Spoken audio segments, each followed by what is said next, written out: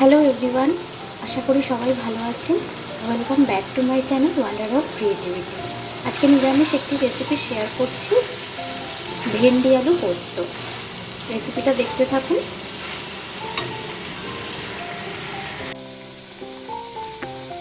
লম্বা করে কেটে রাখা আলুগুলোকে ভেজে নিচ্ছি।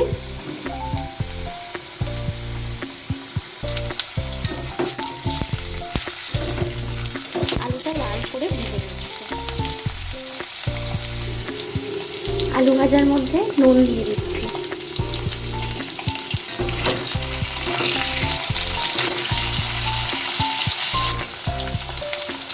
আবার কিছুটা হলুদ দিয়ে দিচ্ছি।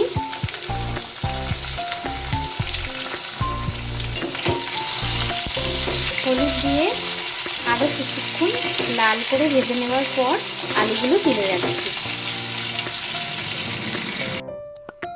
আলু ভেজে তুলে রেখে ওই তেলের মধ্যেই ভেন্ডিগুলো দিয়ে দিচ্ছি।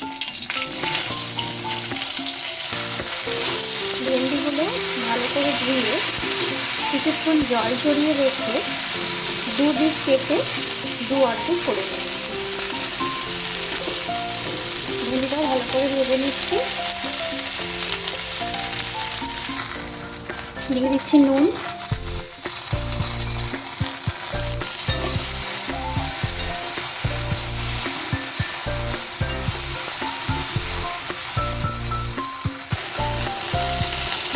এবার দিচ্ছি হলুদ।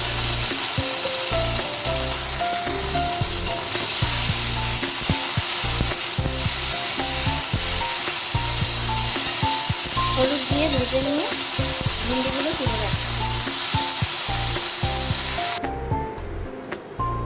ভেন্ডি ভেজে তুলে রেখে কড়াইতে কিছুটা সর্ষের তেল দিয়েছি। তেল গরম হলে ফোড়নে দিচ্ছি পাঁচফোড়ন। পাঁচফোড়ন দেওয়ার পর টমেটো কুচি দিয়ে দিচ্ছি। একটা মিডিয়াম সাইজের গোটা টমেটো কুচি করে কেটে নেব। টমেটোটা ভেজে নিচ্ছি। নুন দিয়ে দিচ্ছি।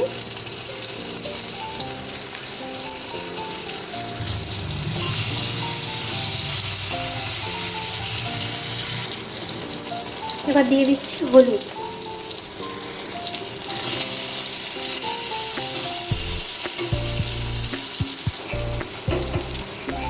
হলুদ দেওয়ার পর দিয়ে দিচ্ছি সর্ষে পোস্তর পেস্ট। 3 চামচ পোস্ত, 1 চামচ কালো সর্ষে, 5টা কাঁচা লঙ্কা, সামান্য নুন দিয়ে বাটা।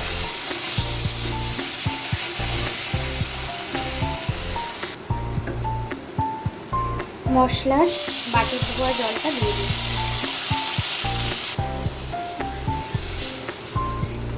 পোস্ত বাটার মধ্যে সর্ষে অ্যাড না করাও যেতে পারে, সেক্ষেত্রে পোস্তটা আরও একটু বেশি লাগবে।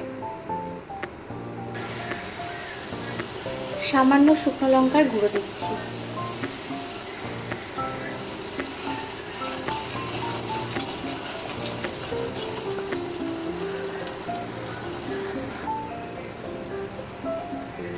ভেজে রাখা আলুটা মশলার পেস্টের সাথে মিশিয়ে নিচ্ছি।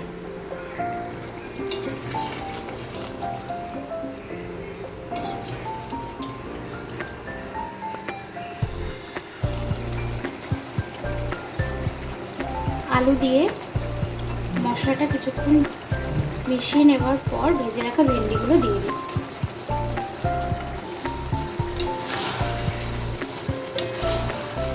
ভেন্ডিটাও মিশিয়ে নিচ্ছি আলু আর মশলার সাথে।